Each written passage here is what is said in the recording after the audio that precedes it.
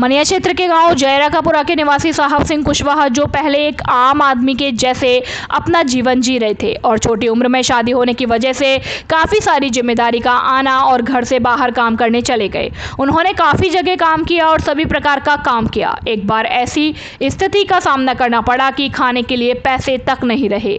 उन्होंने बताया कि हमने खुद भूखा रहकर अपने बच्चों का भरण पोषण किया। घर की स्थिति भी बिगड़ती चली गई। वो फिर घर से काम करने के लिए बाहर निकल गए। फिर नवरात्रि आई, वो घर आए और माता पर जाते और आरती करते, तभी उनका शरीर हिलने लगता। ऐसे ही रोज हिलने लगा। उनके घर वाले परेशान होने लगे और मुंह में से आवाज़ निकलती कि मैं इसे भगत बनाऊंगा। गांव वाले डरने लगे। करीब 6 महीने तक यही सिलसिला चलता रहा। उनका शरीर हिलने लग जाता था। उसके बाद वो काम पर चले जाते थे और वहाँ मन नहीं लगता तो 4-5 दिन बाद घर आ जाते। फिर कुछ दिनों बाद भैरव बाबा ने अपना नाम बताया और परीक्षा दी कि भूत प्रेत पिशाच और भी काफ़ी तरह की समस्या का समाधान किया।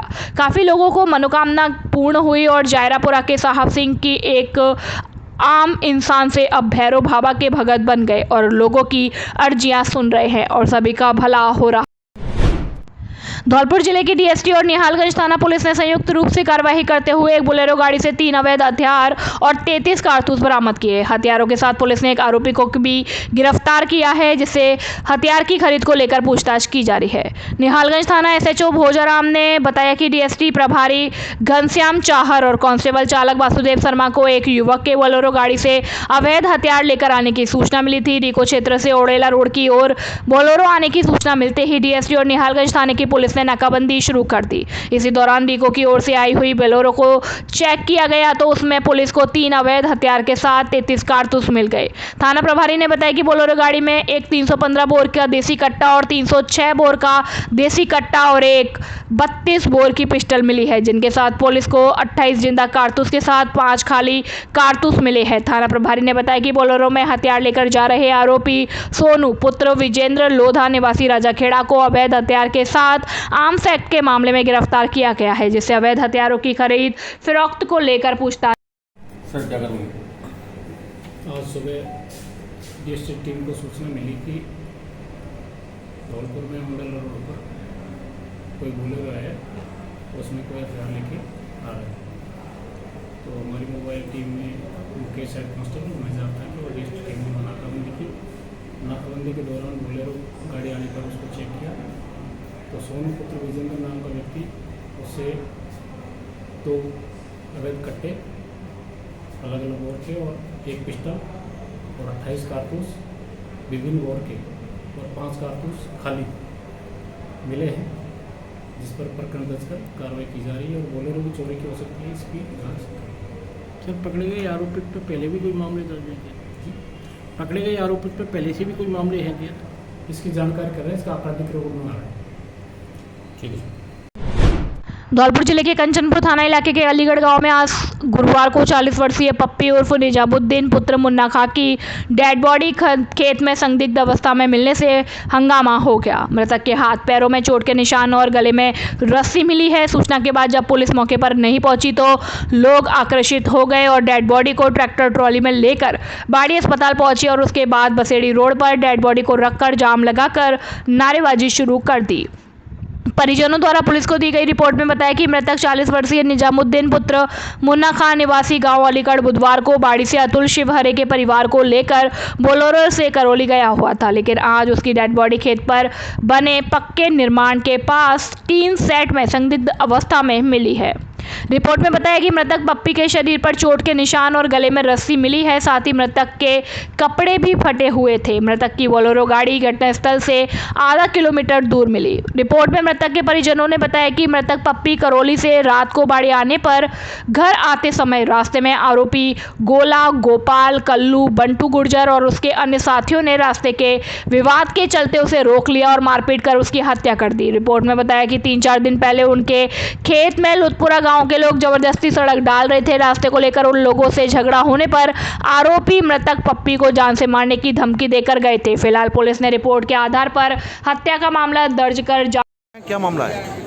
मामला ये है कि 2-3-4 दिन पहले कोई खेत में हमारे में सड़क डाल रहे थे लोग बाग लतपुरा के, और हमने उनसे मना किया था। उन लोगों ने लाठी डंडे फरसे लेके आए थे, उसमें बंटू गुजर भी था साथ में, और बंटू गुजर के साथ और 2-4 लोग भी थे। और हमने उनसे मना किया था, रोड डालने के लिए ज़बरदस्ती रोड डाल दिया। और फिर हमने उनसे कहा था, उन्होंने कहा कि तुझको 2-3 दिन में निपटा देंगे, हम छोड़ेंगे नहीं। इसमें लखपुरा के एक बंटू वो है गोला, और एक गोपाल है, और एक लड़का है कल्लू है, और 2-4 लड़के और भी हैं लखपुरा के। उस बंटू गुजर के साथ के लड़के भी थे। हमारा पूरा उन पर ही हमारा सर जाता है। हम प्रशासन से अपनी मांग रखते हैं कि हमारे ये सारे केस को सुलझाएं, और हमको कितने दिन में आश्वासन देते हैं, हम उनसे अपने हक की मांग करते हैं। नाम क्या था इसका भाई का आपके? मेरा भाई था पप्पी उर्फ निजामुद्दीन उर्फ पप्पी। कहाँ पे गया था, कहाँ से आ रहा था ये? मेरा भाई कल सुबह 9 बजे वहाँ गया था कैला देवी, बाड़ी से अतुल से भरे को लेके कैला देवी दर्शन के लिए गए थे वो लोग, और लौट के आया है। बाड़ी उनको उतार दिया है रास्ते में। 9 बजे 10 बजे जाते हुए रास्ते में उनको रोक के और गाड़ी भट्टे पे पटक दिया, और उसको मर्डर करके और खेत में डाल गए मेरी समर के पीछे। नीचे डाल गए हैं, पेड़ से टांगा है? उस पर डाल गए हैं, उधर रिक्शे पर डाल गए हैं। कोतवाली थाना पुलिस ने 5 दिन पूर्व हुई नगवजनी की वारदात का खुलासा करते हुए 2 बदमाशों को गिरफ्तार किया। गुरुवार दोपहर गिरफ्तार किए गए दोनों बदमाशों से पुलिस चोरी किए गए माल की बरामदगी के प्रयास कर रही है। मामले को लेकर कोतवाली थाना प्रभारी रामकिशन यादव ने बताया कि 18 और 19 अगस्त की मध्यरात्रि को अस्पताल के रिटायर्ड कर्मचारी भरोसी के घर कुछ बदमाशों ने नगवजनी की वारदात को अंजाम दिया था, जिस वारदात में बदमाश करीब 3 लाख रुपए के सोने और चांदी के आभूषणों को पार करके ले गए थे। थाना प्रभारी ने बताया कि मामले की जांच कर रहे रेल चौकी प्रभारी मोहन मीणा को तकनीकी साक्ष्यों से पता चला कि नगवजनी की वारदात को पीड़ित भरोसी के पड़ोस में रहने वाले युवक के साथ उसके साथियों ने अंजाम दिया। उन्होंने बताया कि तकनीकी साक्ष्यों से मिली जानकारी के बाद गुरुवार दोपहर वारदात में शामिल 2 बदमाश राजकुमार उम्र 20 साल पुत्र गोपी निवासी पुराना शहर और अमर उम्र 18 साल पुत्र पप्पू निवासी भामतीपुरा के जेल रोड पर होने की सूचना मिली, जिस सूचना पर पुलिस की टीम ने दबिश देकर दोनों बदमाशों को गिरफ्तार कर लिया। थाना प्रभारी ने बताया कि नगवजनी में शामिल एक बदमाश अमर पीड़ित के पड़ोस में रहता है, जिसने अपने साथियों के साथ मिलकर वारदात को अंजाम दिया। उन्होंने बताया कि गिरफ्तार किए गए दोनों आरोपियों को कोर्ट में पेश करने के बाद माल की बरामदगी के प्रयास किए जाएंगे। वहीं वारदात में शामिल दूसरे बदमाशों की भी पहचान कर ली गई है, जिन्हें शीघ्र गिरफ्तार कर लिया जाएगा। देश सेवा के अरुण जेटली के कार्य हमेशा याद किए जाएंगे, मोहन वर्मा। पूर्व केंद्रीय मंत्री अरुण जेटली की पुण्यतिथि मनाई गई। भाजपा के दिग्गज नेता रहे पूर्व केंद्रीय मंत्री अरुण जेटली की तीसरी पुण्यतिथि पुराना शहर मंडल पर मनाई गई। धौलपुर विधानसभा प्रवास पर पधारे उत्तर प्रदेश जिला कुशीनगर हाटा विधानसभा के विधायक मोहन वर्मा ने पूर्व केंद्रीय मंत्री अरुण जेटली की पुण्यतिथि कार्यक्रम में बोलते हुए कहा कि देश सेवा में उनके योगदान को याद करते हुए उन्हें नमन कर अपनी श्रद्धांजलि अर्पित करता हूं। वे विनम्र, एक प्रखर राजनीतिज्ञ, उत्कृष्ट वक्ता और चमकदार प्रतिभा वाले वकील थे। जेटली ने समय की रेत पर अमिट पद चिन्ह छोड़े हैं। देश के राजनीतिक क्षेत्र में उनके अमूल्य योगदान के लिए उन्हें सदैव याद किया जाएगा। पुण्यतिथि कार्यक्रम पर बोलते हुए धौलपुर विधानसभा संयोजक जितेंद्र सिंह राजौरिया ने कहा कि राष्ट्र निर्माण में आपके द्वारा दिए गए अमूल्य योगदान को सदैव याद किया जाएगा।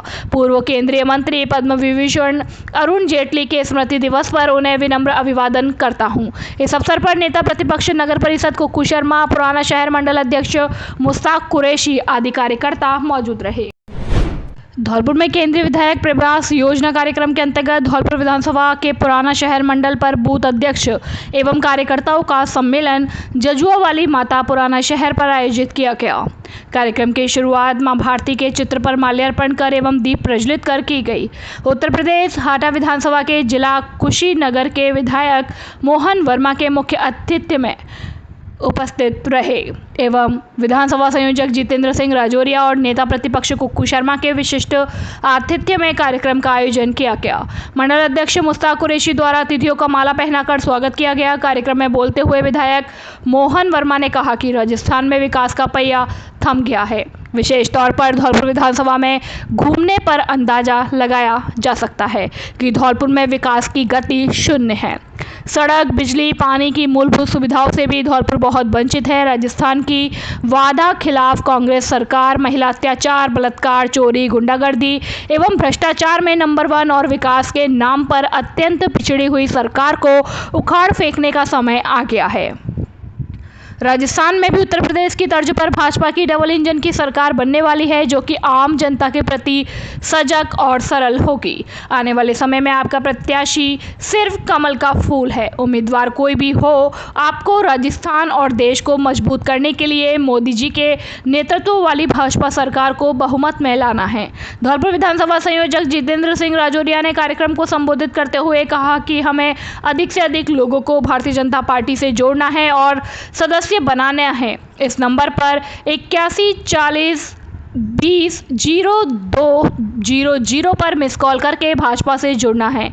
मौके पर सैकड़ों लोगों से मिस कॉल कर नए कार्यकर्ताओं को जोड़ा। राजौरिया ने कहा कि मैं युवाओं से अपील करता हूं कि अधिक से अधिक संख्या में भाजपा से जुड़े। कार्यक्रम के नेता प्रतिपक्ष नगर परिषद कुक्कू शर्मा एवं मीडिया प्रभारी मुकेश सक्सेना ने भी जिला स्तरीय राजस्थान युवा महोत्सव का रंगरज आगाज नगर परिषद ऑडिटोरियम में हुआ।